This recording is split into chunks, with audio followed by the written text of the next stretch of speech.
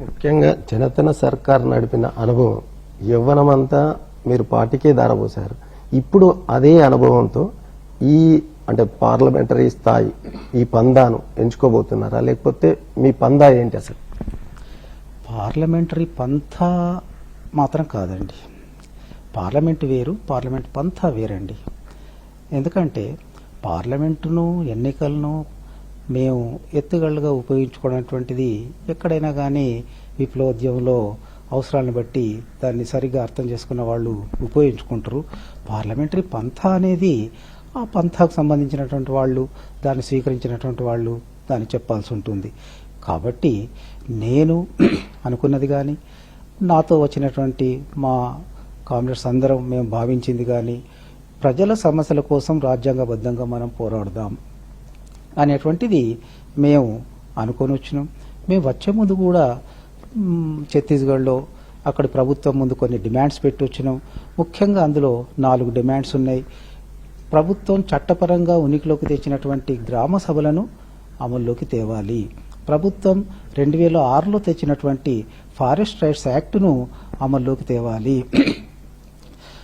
ప్రజల మధ్యన ఉంటూ ఒక ప్రజాస్వామ్యబద్ధంగా పోరాడుతున్నటువంటి సంస్థలపైన నిషేధాన్ని ఎత్తివేయాలి.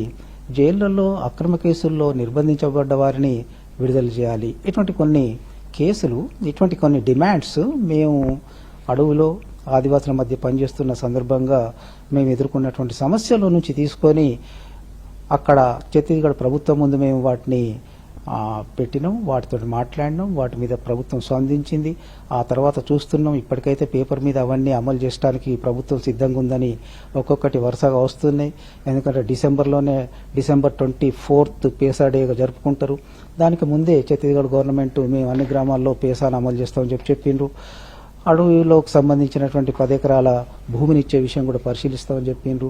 జైళ్లలో ఉన్నటువంటి వాళ్ళను రీసెంట్గా మేము ఎన్ని కేసులు ఉన్నాయి, ఏ ఉన్నాయని చెప్పి ఇటీవలే అమిత్ షా గారు రాయ్పూర్ వచ్చిన సందర్భంగా అక్కడ ఛత్తీస్గఢ్ గవర్నమెంట్ దాని మీద కూడా ఒక నిర్ణయం ప్రకటించింది.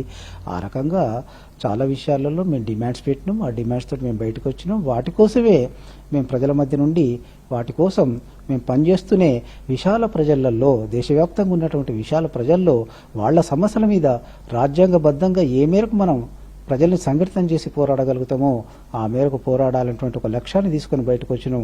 ఆ రకంగా ప్రజల మధ్య పనిచేస్తాం. డెమోక్రటిక్ ఫోరం అని ఒకటి బయలుదేరింది, అట్లనా? లేకపోతే మీరేదన్నా ఈ లొంగిపోయిన సహచరులు అందరితో కలిపి ఏదైనా ఏర్పాటు చేయడమా? ప్రజాస్వామ్యయుతంగా పోరాటం ఏ విధంగా ఉంటుంది, దాని పందా ఏంటి? డెమోక్రటిక్ ఫోరం అనేది నాకు తెలియదండి. ఎందుకంటే మేము ఇప్పుడే బయటకు వచ్చినాం. మేము బయటకు వచ్చి 2 రోజుల నుంచే మీతోటి ములాఖత్ అవుతుంది.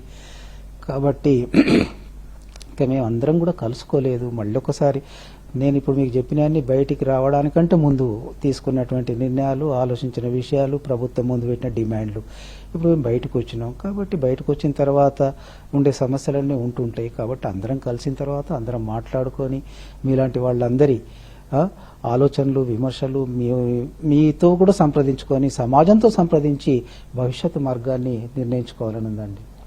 ఇటు సోను దాదా కావచ్చు, వేణుగోపాలరావు, అటువైపు సతీష్ రూపేష్ కావచ్చు, ఒక్కరిగా వచ్చారు కానీ 100 మందిని తీసుకెళ్లారు, 150 మంది అంటే 260 మందిని వరకు తీసుకెళ్లారని చెప్తున్నారు. అంటే తుపాకీ గొట్టంతో రాజ్యాధికారం సాధిస్తామని వెళ్లిన వాళ్ళు అదే తుపాకీని రాజ్యానికి అప్పగించడం పట్ల మీ పార్టీలో విమర్శలు వచ్చాయి. మీ పైన అదే అభయ్ పేరుతో లేఖలు విడుదలయ్యాయి. అవునండి, మేము చాలా బాధ్యతగా వ్యవహరించామండి. అక్కడ మా కామ్రేడ్ సతీష్ కావచ్చు, లేదా నేను కావచ్చు, మేము ఎవరమైనా కానీ ఇప్పుడు మా తర్వాత వచ్చిన గరియాబంద్లో సునీల్ అనేటువంటి కామ్రేడ్ ఉన్నాడు. గరియాబంద్ నుంచి అంజు అనే కామ్రేడ్ వచ్చింది. ఈ రకంగా వస్తున్నటువంటి వాళ్ళందరం మేము చాలా బాధ్యతగా వ్యవహరిస్తున్నామండి. ఎందుకంటే మేము వందలాది క్యాడర్కు మేము నాయకులమండి. నా దారి నేను చూసుకుంటాను వెళ్ళిపోతే ఎట్టుంటుంది? అది బాధ్యతారాహిత్యంగా ఉంటుంది కదా. అందుకోసం వ్యక్తిగా నేను వెళ్ళిపోతాను అని చెప్పి అనుకుంటే అదంతా బాధ్యతారాహిత్యం అవుతుంది. మీరే చూడండి, ఇడమ కూడా ఎంత బాధ్యతగా, సరే ఆయన వెళ్ళిన మార్గం తప్ప ఒప్ప అనేది ఇక్కడ చర్చ కాదండి. తను ఒక 50 మందితో వెళ్ళాడండి. ఎందుకు వెళ్ళాడు?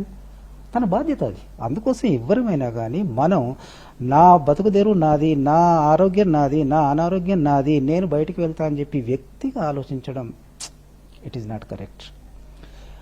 ఇక పోతే ఆయుధం అనేది మేము చాలా స్పష్టంగానే తాత్కాలికంగా సాయుధ పోరాటానికి విరమణ చెప్తున్నాం అన్నప్పుడు ఆయుధాలు వదలండి అని చెప్పి మేము అందరికీ చెప్తున్నప్పుడు, మేము వదులుతున్నప్పుడు మళ్ళీ ఆయుధాలను ఇచ్చి రావాలనేటువంటి తర్కం ఎందుకో నాకు అది సరిగా అనిపించడం లేదు.